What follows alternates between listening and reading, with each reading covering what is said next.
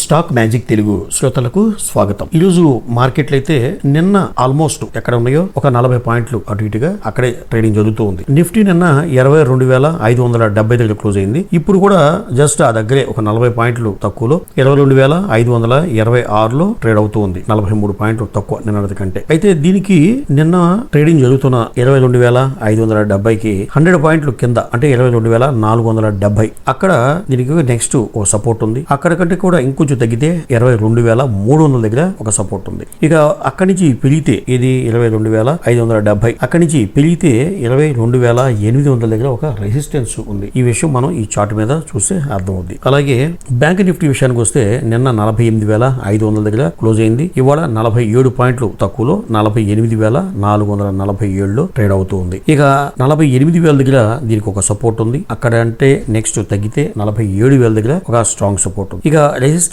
అనేది ప్రస్తుతం bank Nifty అనేది పాజిటివ్ గానే ఉంది. 49,500 50,000 దాకా కూడా వెళ్లే అవకాశం ఉంది. ఇక కంపెనీకి సంబంధించి లేటెస్ట్ న్యూస్ విషయానికి వస్తే మొట్టమొదటిగా ఎల్టీ టెక్నాలజీస్ సర్వీసెస్. ఈ కంపెనీ ఫోర్త్ క్వార్టర్ లో రెవెన్యూ 7% పెరిగింది. మార్కెట్ ఎక్స్పెక్టేషన్ చేసిన దానికంటే కాస్త బెటర్ గానే వచ్చిన రిజల్ట్స్ అయితే నెట్ ప్రాఫిట్ మాత్రం పెరగలేదు. అది ఒక మైనస్. ఎందుకంటే గత సంవత్సరం Q4 లో 341 కోట్ల లాభం వస్తే ఇప్పుడు కూడా సేమ్ అంతే వచ్చింది. ఎటువంటి లాభం పెరగలేదు. అది ఒక మైనస్ గా చెప్పుకోవాలి. దానివల్ల ఈ రోజు స్టాక్ కూడా చాలా నెగిటివ్ గా ట్రేడ్ అయింది. 10% తగ్గి 4,810 రూపాయల్లో ట్రేడ్ అవుతూ ఉంది ఎల్టీ టెక్నాలజీ సర్వీసెస్. అయితే కంపెనీ ఫైనల్ డివిడెండ్ గా 33 రూపాయలు ప్రతి ఈక్విటీ షేర్ కి ప్రకటించింది. ఇది 30 రోజుల లోపు పే చేయబోతుంది ఎల్టీ టెక్నాలజీస్ సర్వీసెస్. ఇక బజాజ్ ఫైనాన్స్ దానికి ప్రాఫిట్ పెరిగింది. Q4 లో 21% ప్రాఫిట్ పెరిగింది. ఇక నాన్ పెర్ఫార్మింగ్ అసెట్స్ విషయానికి వస్తే గతంతో కంపేర్ చేసుకుంటే ఇది తక్కువ ఉంటే NBFC కి చాలా మంచిది. ఈ నాన్ పెర్ఫార్మింగ్ అసెట్స్ అనేది కాస్త తగ్గింది. ఇది కూడా పాజిటివ్ అని చెప్పుకోవాలి. ప్రతి ఈక్విటీ షేర్ కి 36 రూపాయలు డివిడెండ్ గా ప్రకటించింది బజాజ్ ఫైనాన్స్. కానీ స్టాక్ 7% తగ్గింది. 6,817 రూపాయల్లో ట్రేడ్ అవుతుంది. ఎందుకంటే రిజల్ట్స్ బాగానే ఉన్నాయి, అయినా కానీ ఎందుకు తగ్గుతున్నాయి అనేది మీకు డౌట్ రావచ్చు. రిజల్ట్స్ రాకముందే కాస్త పెద్ద కంపెనీలకి ఇంపార్టెంట్ గా ఉన్న కంపెనీలకి రేటింగ్ ఏజెన్సీలు గానీ మార్కెట్ లో అనలిస్టులు ఒక ఎక్స్పెక్టేషన్స్ ఒక ఎస్టిమేషన్స్ ముందుగానే వేసి చెప్తూ ఉంటారు ఎంత రావచ్చు ఈ కంపెనీకి. అంతకంటే మించి పెర్ఫార్మ్ చేసినప్పుడు జనరల్ గా దాన్ని పాజిటివ్ గా తీసుకోవాలి. నిజంగానే కంపెనీ లాభాలు కనబరిచిన మార్జిన్స్ పెరిగిన మార్కెట్ లో రేటింగ్ ఏజెన్సీ యొక్క ఎస్టిమేషన్స్ కి మీట్ కాకపోతే అది స్టాక్ నెగిటివ్ గా రియాక్ట్ అవుతుంది జరుగుతుంది. ఇది ఒకటి పాయింట్. మరి ఇంకొక విషయం ఏంటంటే కొన్ని సార్లు స్టాక్ చాలా ఆల్రెడీ ఒక హైప్ తో పీక్ గా పెరిగి ఉంటుంది రిజల్ట్స్ కోసం. ఆ రిజల్ట్స్ వచ్చేసి ఇంకా అయిపోయింది కదా, ఇంకా ఖచ్చితంగా ప్రాఫిట్ బుక్ చేసేసుకుని వాళ్ళు బయటకు వెళ్ళిపోతారు. అదొక ప్రమాదం ఉంది. సో ఈ కారణాల చేత మనకి గుడ్ న్యూస్ వచ్చినప్పటికీ స్టాక్ పడిపోవటం, లేదా ఒక్కోసారి నెగిటివ్ న్యూస్ వచ్చినప్పటికీ స్టాక్ పెరగటం. సో ఇవన్నీ జరుగుతుంటాయి. ఒకసారి గమనించండి. ఇక వేదాంత లిమిటెడ్ ఈ కంపెనీ కాపర్, అల్యూమినియం, జింక్ లాంటి మెటల్స్ బిజినెస్ లో ఉంది. అయితే ఈ యొక్క కమోడిటీస్ ప్రైసెస్ ఈ మధ్యకాలంలో బాగా తగ్గిన నేపథ్యంలో, అలాగే కంపెనీ సంబంధించిన గ్యాస్ అండ్ ఆయిల్ సెగ్మెంట్ లో పెర్ఫార్మెన్స్ ఆశించినంతగా లేకపోవడంతో Q4 లో నెట్ ప్రాఫిట్ 27% తగ్గింది. అయినా కానీ చూడండి 2% స్టాక్ ఈ రోజు పెరిగింది. 390లో ట్రేడ్ అవుతుంది.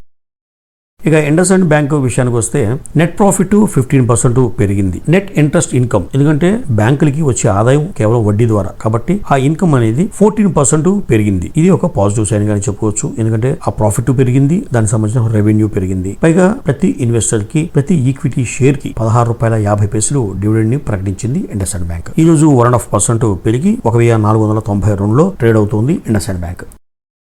ఇక టెక్ మహీంద్రా విషయానికి వస్తే రెవెన్యూ 1.8% తగ్గింది. నెట్ ప్రాఫిట్ 27% పెరిగింది. ఇందాక చెప్పినట్లుగా మార్కెట్ లో ఒక ఎక్స్పెక్టేషన్స్ కంపెనీ పట్ల ఉన్నదానికంటే కూడా కంపెనీ బెటర్ గా పెర్ఫార్మ్ చేసింది. దాంతో ఈరోజు స్టాక్ పాజిటివ్ గా ట్రేడ్ అయింది. 12% పెరిగింది. 1,324 రూపాయల్లో ట్రేడ్ అవుతూ ఉంది టెక్ మహీంద్రా. ఈ కంపెనీ సంబంధించిన ఇంకొక న్యూస్ ఏంటంటే ప్రతి ఈక్విటీ షేర్ కి 28 రూపాయలు ఫైనల్ డివిడెండ్ గా ప్రకటించింది కంపెనీ టెక్ మహీంద్రా.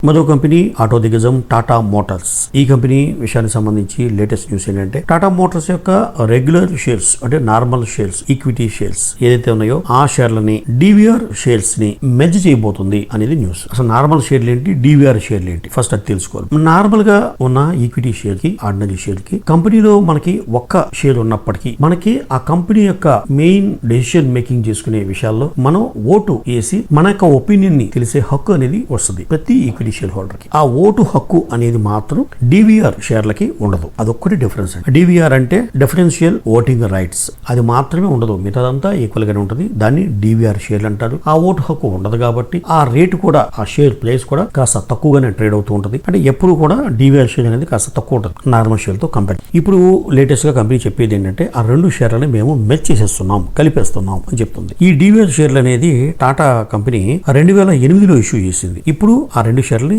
మెర్జ్ చేసేస్తుంది. అయితే ఇప్పుడు డివిఆర్ షేర్లు ఉన్న పరిస్థితి ఏంటి, నార్మల్ షేర్లు ఉన్న పరిస్థితి ఏంటి? ప్రెసెంట్ డివిఆర్ షేర్లు అనేది ఈ షేర్ లో మిక్స్ అయిపోతున్నాయి కాబట్టి డివిఆర్ షేర్లు ఎవరికైతే 10 షేర్లు ఉంటాయో వాళ్ళకి నార్మల్ షేర్లు 7 షేర్స్ రాబోతున్నాయి. ఇది కంపెనీ ఇచ్చిన అప్డేట్.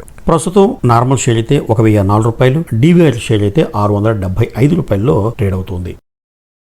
కోటక్ మహీంద్రా బ్యాంక్ ఈ ప్రైవేట్ బ్యాంకు అయినప్పటికీ కోటక్ మహీంద్రా బ్యాంక్ అనేది చాలా స్ట్రాంగ్ బ్యాంక్. ఈ బ్యాంకు సంబంధించి రిజర్వ్ బ్యాంక్ ఆఫ్ ఇండియా ఈ ఆన్లైన్ అండ్ మొబైల్ బ్యాంకింగ్ లో ఈ క్రెడిట్ కార్డ్స్ సంబంధించి చాలా అవకతవకలు ఉన్నాయి, దాన్ని సరిదిద్దుకోండి అని చాలాసార్లు చెప్పడం, వీళ్ళు దాన్ని పట్టించుకోకపోవడం, దాంతో నిన్న ఆర్బీఐ తక్షణం మీరు ఈ డిజిటల్ బ్యాంకింగ్ ఛానల్లో క్రెడిట్ కార్డ్స్ ఇష్యూ చేయడం అవన్నీ ఇమీడియట్ గా తక్షణం ఆపేయండి అని చెప్పి ఒక ఆర్డర్ పాస్ చేసింది. దాంతో నిన్న కోటక్ మహీంద్రా బ్యాంకు స్టాక్ 13% నిన్న పడిపోవడం జరిగింది. నిన్న ఒక రోజు ఆ షేరు 13% పడిపోవడం వల్ల కంప్లీట్ గా కోటక్ మహీంద్రా బ్యాంక్ యొక్క మార్కెట్ క్యాపిటలైజేషన్ 40,000 కోట్లు తగ్గిపోయిందండి నిన్న ఒక్క రోజే. అంత ఘోరంగా పతనమైంది నిన్న. దాంతో అయినప్పటికీ కూడా నిన్న అదర్ బ్యాంక్స్ అంటే ICICI bank, state bank of India మంచి పెర్ఫార్మ్ చేయబట్టి నిన్న బ్యాంక్ నిఫ్టీ పెరిగింది ఒక 300 పాయింట్లు, అవి నిలబెట్టి. సో ఈ రోజు కూడా ఈ యొక్క కోటక్ మహీంద్రా బ్యాంక్ అనేది నిన్న 1645లో క్లోజ్ అయితే ఇప్పుడు 1634 ఇంకా తగ్గి ట్రేడ్ అవుతుంది. అయితే ఈ బ్యాంకు మార్కెట్ క్యాపిటలైజేషన్ తగ్గడం వల్ల ఆ నెక్స్ట్ లిస్ట్ లో ఉన్న యాక్సిస్ బ్యాంక్ కి సీన్ వచ్చిందండి. ఇప్పుడు లాస్ట్ టైం ఒక 4th ప్లేస్ లో ఉన్న బ్యాంకు ఇప్పుడు మనకి 3rd ప్లేస్ కి వచ్చేసింది యాక్సిస్ బ్యాంక్. ఇక నెక్స్ట్ బ్యాంకు ఐసిఐసిఐ బ్యాంకు విషయానికి వస్తే వీళ్ళు కూడా ఈ క్రెడిట్ కార్డు సంబంధించిన అవకతవకల్ని సరిదిద్దుకునే పనిలో ప్రయత్నంగా మార్కెట్ లో 17,000 క్రెడిట్ కార్డులు ఇక రాంగ్ యూజర్స్ గా గుర్తించి ఆ కార్డ్స్ ని ఇమీడియట్ గా క్యాన్సిల్ చేయడం జరిగింది. ఆ స్థానంలో మళ్ళీ కస్టమర్ కి న్యూ కార్డ్స్ ఇష్యూ చేసే పనిలో ఉంది ICICI bank. Next company Olectra Green Tech. Electrical బస్సుల్లో మార్కెట్ లో లీడింగ్ గా ఉన్న కంపెనీ వోలట్రా గ్రీన్ టెక్. ఈ కంపెనీకి భారీగా ఆర్డర్లు రావడమే కాదు, హైదరాబాద్ లో మరో 150 ఎకరాలు తీసుకుని ప్రొడక్షన్ కోసం, ఎక్స్పాన్షన్ కోసం ప్లాన్ చేస్తుంది వోలట్రా గ్రీన్ టెక్. కానీ దీని యొక్క రిజల్ట్స్ మాత్రం ఈ Q4 లో ఘోరంగా, దారుణంగా ఇచ్చింది. Revenue drop, net profit drop, company యొక్క మార్జిన్స్ తగ్గినాయి, అన్ని కూడా నెగిటివ్ గా ఇచ్చింది న్యూస్. రెవెన్యూ 23% తగ్గితే నెట్ ప్రాఫిట్ 45% తగ్గింది. ఇక కంపెనీకి మిగిలే మార్జిన్ కూడా తగ్గింది. ఇది ఘోరం. ఎందుకంటే రేపొద్దున మళ్ళీ బిజినెస్ అనేది ఆర్డర్స్ ఇవాళ రావచ్చు, లేకపోవచ్చు, కానీ కంపెనీకి వచ్చే లాభం తగ్గినప్పుడు అది ఒక డేంజర్ పొజిషన్. కంపెనీ మార్జిన్స్ అనేది తగ్గినాయండి. 136 బేసిస్ పాయింట్స్ మార్జిన్స్ తగ్గినాయి. దీంతో ఈ రోజు స్టాక్ చాలా నెగిటివ్ గా ట్రేడ్ అవుతుంది. 12% తగ్గింది. 1,744 రూపాయల్లో ట్రేడ్ అవుతుంది వోలట్రా గ్రీన్ టెక్. కేపీఐ గ్రీన్ ఎనర్జీ ఈ కంపెనీ Q4 రిజల్ట్స్ లో రెవెన్యూ 58% పెరిగింది, నెట్ ప్రాఫిట్ 35% పెరిగింది. అలాగే కంపెనీ యొక్క ప్రాఫిట్ మార్జిన్స్ కూడా పెరిగినాయి. గతంలో 9.3% మార్జిన్ ఉంటే ఇప్పుడు 11.22% కి పెరిగింది. అంటే 191 బేసిస్ పాయింట్స్ ప్రాఫిట్ మార్జిన్ కూడా పెరిగింది. అయినప్పటికీ ఈ రోజు 5% తగ్గి 2,003 రూపాయల దగ్గర ట్రేడ్ అవుతుంది కేపీఐ గ్రీన్ ఎనర్జీ. ఇక షాఫ్లర్ ఇండియా ఈ కంపెనీ ఏంటంటే ఆటోమోటివ్ ఇండస్ట్రీకి high precision rollers, ball bearings, అలాగే క్లచ్ సిస్టమ్స్, ఈ వెహికల్స్ కి కంప్లీట్ గా క్లచ్ ఆ సెక్షన్ అంతా మ్యానుఫ్యాక్చరింగ్ చేసే బిజినెస్ లో ఉంది షాఫ్లర్. ఈ కంపెనీ రిజల్ట్స్ విషయానికి వస్తే రెవెన్యూ 10% పెరిగింది, నెట్ ప్రాఫిట్ 0.18% పెరిగింది, మార్జిన్స్ మాత్రం తగ్గినాయి. ఈ కంపెనీ 96 బేసిస్ పాయింట్స్ మార్జిన్స్ తగ్గడం జరిగింది. అంటే రెవెన్యూ పెరిగింది, ప్రాఫిట్ చాలా స్వల్పంగా పెరిగింది, మార్జిన్స్ తగ్గినాయి. అంటే ఒక రకంగా నెగిటివ్ గానే పోస్ట్ చేసేటట్టు రిజల్ట్స్. ఈ రోజు అయితే 1% తగ్గి 3,246లో ట్రేడ్ అవుతుంది షాఫ్లర్ ఇండియా.